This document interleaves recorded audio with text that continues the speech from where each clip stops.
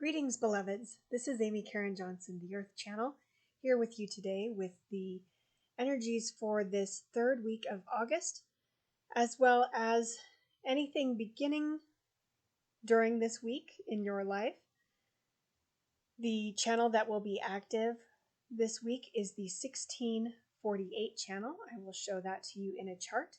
And you may also want to listen to this message as it may pertain to one or both of these gates, the 16 or the 48, active in your chart, your birth chart, and or maybe, like I said, both, which would be the whole channel being defined.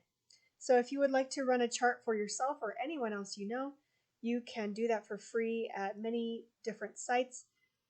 The one I always mention is humandesignamerica.com/chart. And if you don't know your birth time, you can start with noon. And at the end of this video, or maybe right before I go into the message from Gaia, Mother Earth, I will mention to you a little bit more about the readings I have available on my new website. But first, this channel is created connecting the throat center, the square up near where you would find your throat chakra. And you can sort of tell that from the chart that I share with you or the chart that you may run. And when this full channel is defined, it defines the center at either end. So the throat will be brown, the brown square. And it connects the brown triangle on the left of the chart, but representing the right side of the body. This center is known in human design as the spleen or the splenic center. I associate it a little bit more with the liver, actually.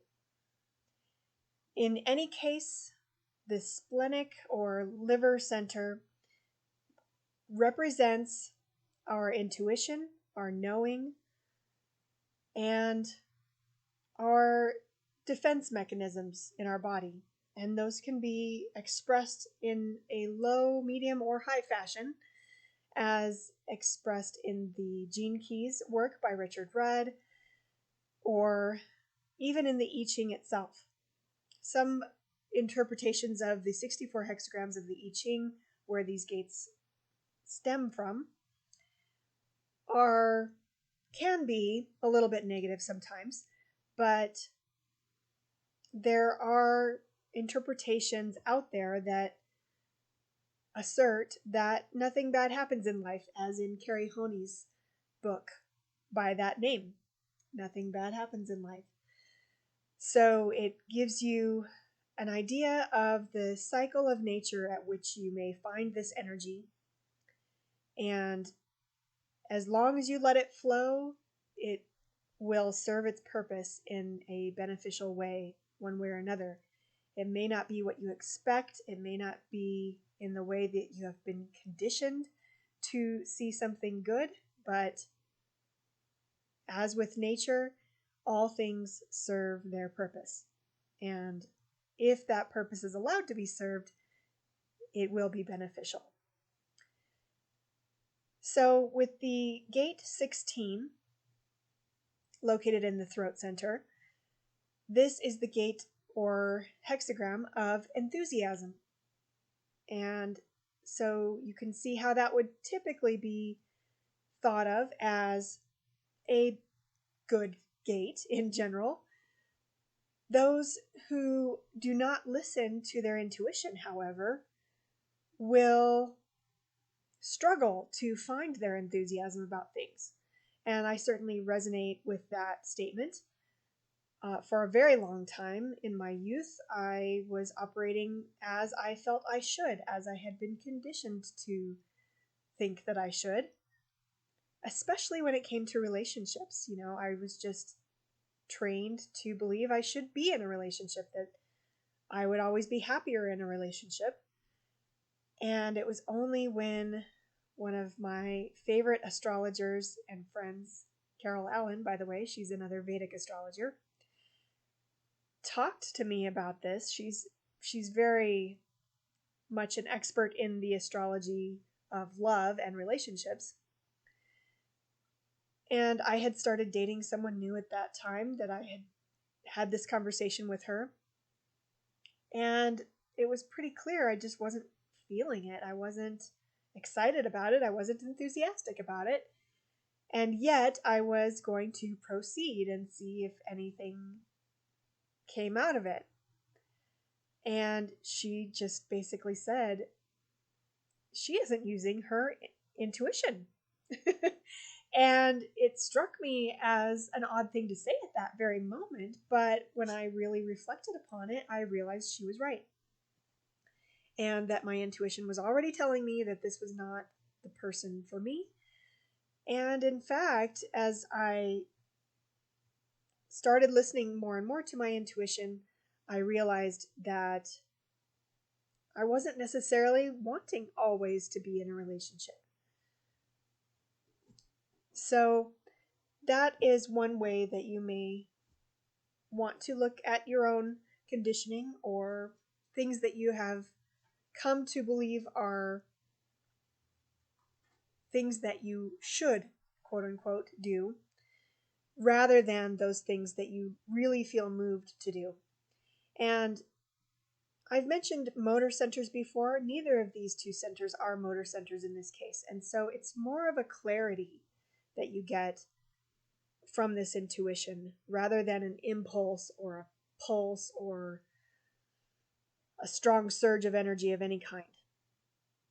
The liver center is in general associated with that clarity. So with being connected in this case to the throat center, it does have to do with expressing that clarity that you are perceiving. But it is gate 48 that is in the liver center. That one is known in the I Ching as the well. It has to do with the vast amount of resources that we have available. This channel, and both of these gates therefore, are known as collective channels, a collective channel and collective gates, which means that they are associated with the collective, and the way that the collective is sort of bound together or defined, you could even say perhaps, is through experience. And so it doesn't have as much to do with words, expression, talking. It has more to do with just the experience that one or more people are going through, usually more than one person, a collective experience. And so with gate 48 having to do with resources and this well of resources that we have available to us if only we look within to find them, has to do with how they might serve the collective. And so the intuitions that you might receive with this gate or channel defined will usually have to do with the collective. And so you may not verbally be invited to share these insights as you receive them, but you may get a strong sense of clarity that you should share them with those around you who are sharing the same experience. That is sort of how you know whether it's a good idea to share that intuition with others as opposed to it just being for yourself. And the individual channels in particular, which we are not talking about today, more often at least, have more to do with just the individual as opposed to the collective. So I hope that helps you. I do have a poem for you again to help you access the essence of this channel and these two gates. So here goes. Have you listened to every voice but your own? Is it time for a light on your preference to be shown? You are more versatile than you have known, and you know the flow within a wider zone. See how burdens have spread their wings and flown. Feel your enthusiasm within your very bones. I wanted to let you all know that I have added a new type of reading to the list of my available readings and reports. on my website, amykarenjohnson.com/channeling. And with all my readings and reports, I do include channeled wisdom from Mother Earth, Gaia, and her collective and allies as well. This new reading is called the year-long solar return or New Year reading.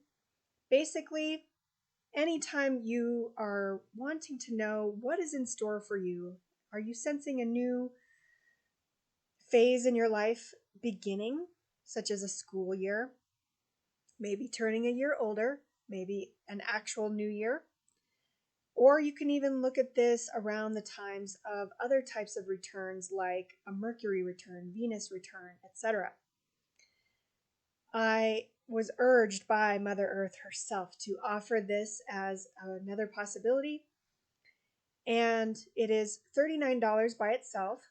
And you can, of course, bundle it as well. I have a bundle of 3 offer, and that is bundling any of the $39 reports for the price of $99. So that is obviously a discount below what it would be for you to purchase 3 of these together separately. And I also wanted to point out that the custom report, which is also $99, can involve variations on this type of thing as well. I'm getting this strong message that this is something a lot of people are going to be interested in and need right now. So with the other short readings that I offer, Incarnation Purpose, Light at the End of the Tunnel, a relationship report, and an approximate birth chart rectification, birth time rectification. Those are the other 4, so now there are 5 possibilities for you to choose from in a bundle, as well as think of how you might like to put a different spin on some of these for your custom report as well. Maybe you'd like a relationship report, but you don't know a birth time. You know, we can always estimate and we can try to do a birth time rectification for someone else. It is a little bit more challenging when it is another person because you don't always know all those details. So maybe you're just wanting to know what's in store for you for relationships at this time or in your life in general. Those are the types of variations that you can easily incorporate into a custom reading or report. I use those 2 terms practically interchangeably, reading and report. So I just wanted to alert you to that. Now I will connect with Gaia, Mother Earth, and share her message related to these energies with you. I invite you to join me by taking a few deep breaths and closing your eyes if you'd like. Hello, this is Gaia, Mother Earth.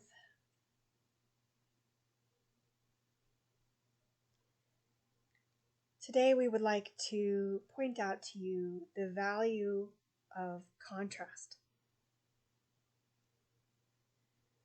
We know that there are so many of you in the Northern Hemisphere who are listening to this message today, who are enjoying summer a bit still, and yet your children are going back to school.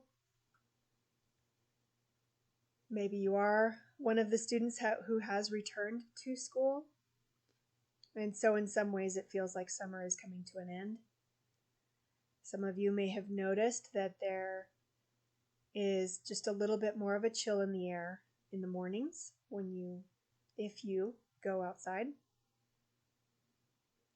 And some of you may be lamenting that, whether it's because you wish for a few more days to enjoy the swimming pool and that chill or breeze or rain makes it so that it's not a good time to enjoy the swimming pool.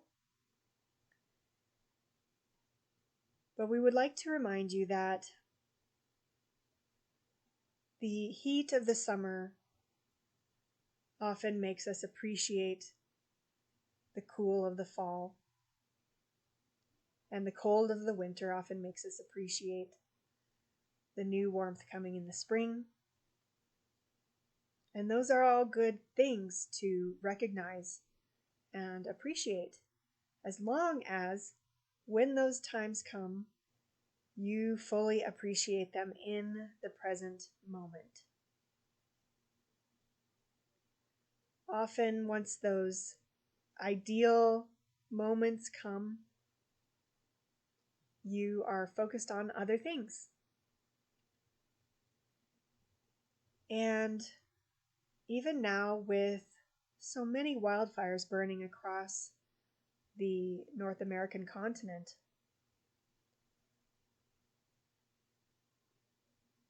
you know that cooler weather would help that. You know that rain would help that. You don't appreciate the smoke that is in the air of so many of you where you live. And so the time has come for you to appreciate the coolness, appreciate the rain, recognize it, acknowledge it, that it is needed. Because you are more powerful than you realize.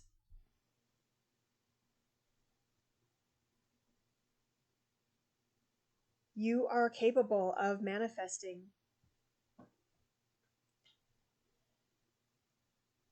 the warmer weather for a longer period of time when you desire it so much.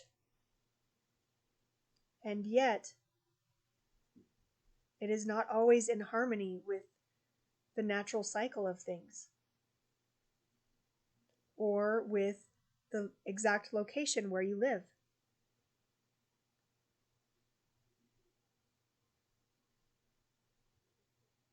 You have so many resources at your disposal if only you look within for them. And those resources can bring great joy, and they are more vast, much more vast than just hanging out at a swimming pool. There is joy in gardening, in growing living things, even growing your own food. And perhaps some of you don't have a yard, and yet you still can do this. The plants need the rain as much as the sunshine.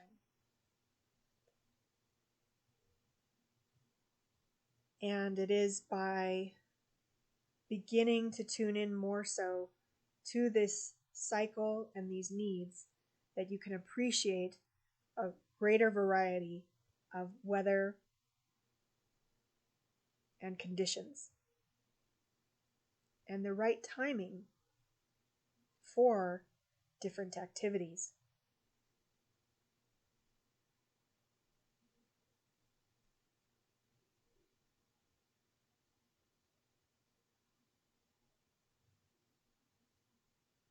Maybe if it's a little chilly outside,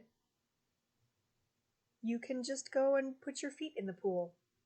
You don't have to go inside with your whole body and get overly chilled. There's nothing wrong with enjoying a swimming pool. We're just saying that there is so much more out there than just that for you. And one of the things that Amy had not talked about with this liver center is the ability with that intuition to tune into the right timing for things.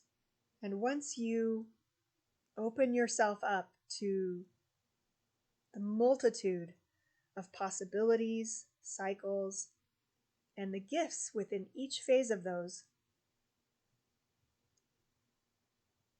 you will better be able to tune in to the feeling that is created not by just one of them, but by many of them, or perhaps all of them, which will make you an even more powerful manifester. You will be able to open up and be delighted by surprising things that offer you that same wonderful feeling. that you didn't think they could before. We also invite you to look at one more aspect, one more facet of these truths that you may have overlooked before. And that has to do with the value and satisfaction that can come from work occasionally, or sometimes, or always, or frequently. Often we have been conditioned to believe that work is a bad thing, or work is something to be dreaded, or a necessary inconvenience. But there is pleasure that can be derived from it. We want to highlight the concept of karma, which is not always a bad thing and may not ever need to be a bad thing if you can look at it from the right perspective.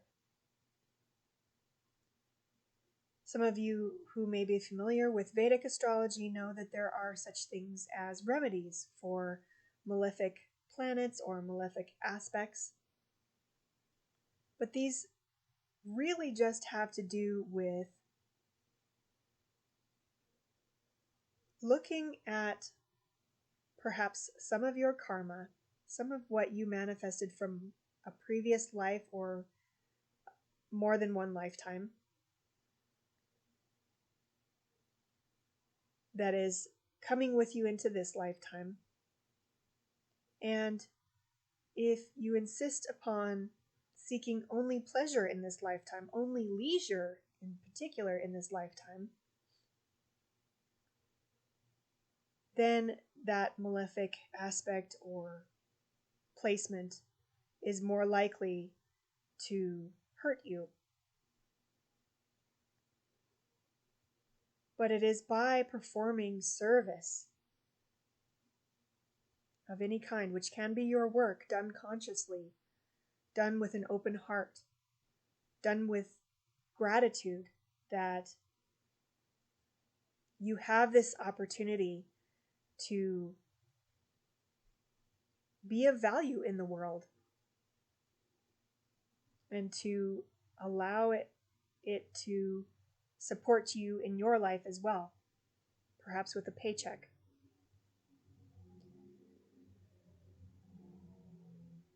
And when you willingly